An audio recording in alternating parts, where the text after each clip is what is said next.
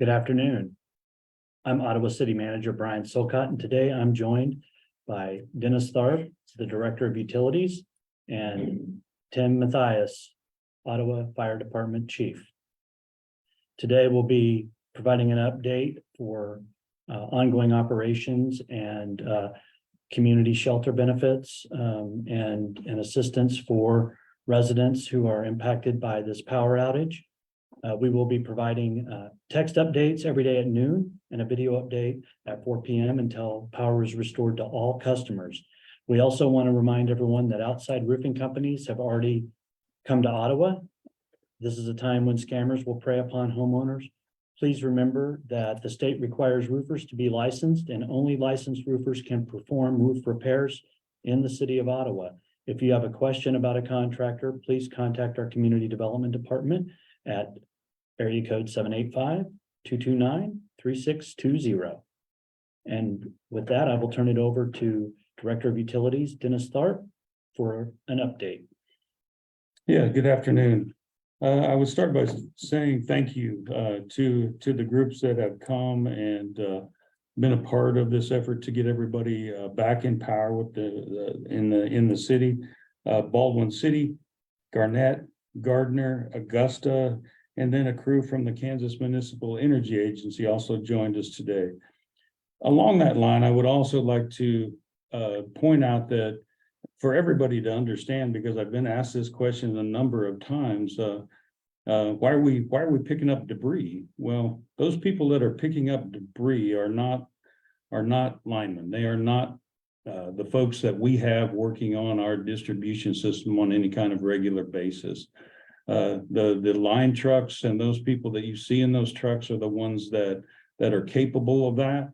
And so the other folks that are doing that are our streets crews, our parks crews, even some of our water folks that do the distribution lines. So a lot of our other crews they're not trained to do line work. So just to clarify for people, everybody that is a lineman is doing that kind of work. The others are getting some of the other things done.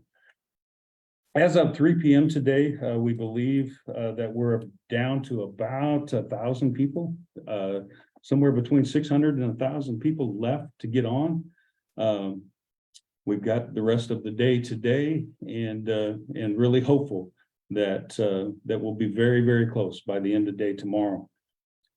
One of the things that I want to bring up also is that you want to pay attention to the service on your house. If your mast has been damaged, if you are pulled away from the house, you've got insulators on the house and you're connected that way, you will need to contact an electrician to make sure that everything is safe for our crews to come back in and hook your line up. So pay attention to what's going on the outside of your house. Our folks are trying, when they see the things that need attention, they are trying to contact homeowners and make sure they understand that they do have some responsibilities, some things to do to that end. But otherwise, I feel like we're making good progress. I know everybody is ready to be done with this, and I can guarantee you, I know some guys that are working 12, 14, 16 hours a day that are ready to be done with this too, especially in this heat. So thank you for your patience, and please say a little prayer for all those guys that we got out there. We want to keep them safe, and we want everybody going home. Thank you, Dennis. Chief, could you please provide us an update on the Red Cross overnight shelter, cooling stations, and the Salvation Army? Sure.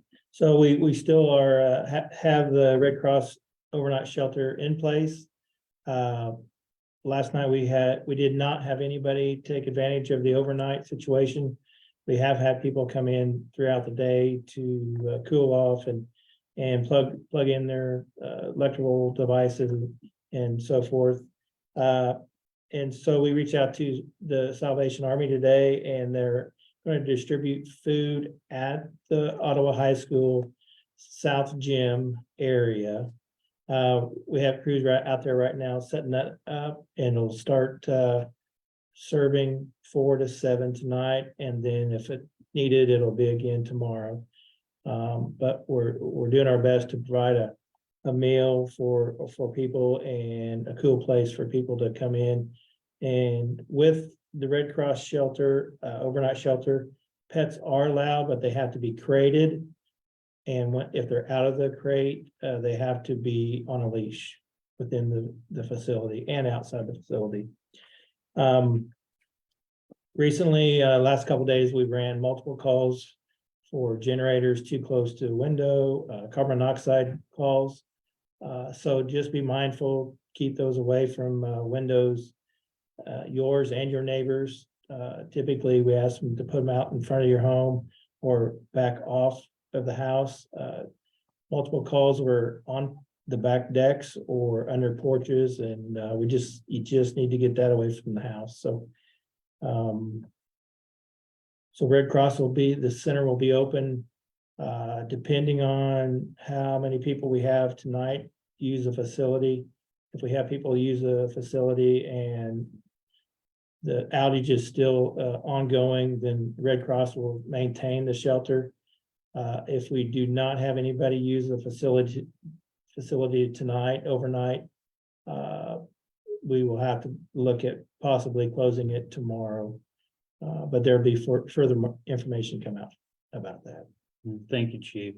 And thank you, Dennis, and thank you to our electric distribution crews and the linemen from other communities who are working to get power restored. As we think we're near that 90% threshold. So hopefully it won't be too much longer before we can get the rest of our neighbors back online. And we appreciate your patience and your dedication and commitment to taking care of your friends and neighbors throughout the community. That's something that we're very proud of and pride ourselves on. And I think we've truly seen that come to fruition as we've struggled through this situation that was unforeseen and certainly something that we could not have avoided.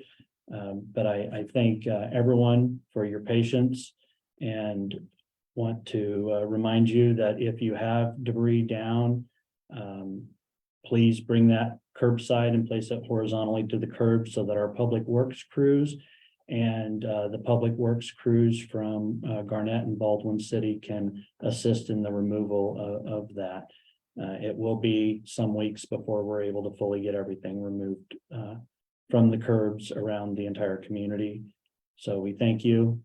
Everyone is in our thoughts and prayers, and we will continue to be back here at 4 o'clock tomorrow and to check the city webpage and Facebook page for our 12 o'clock updates while we continue through this outage. Thank you.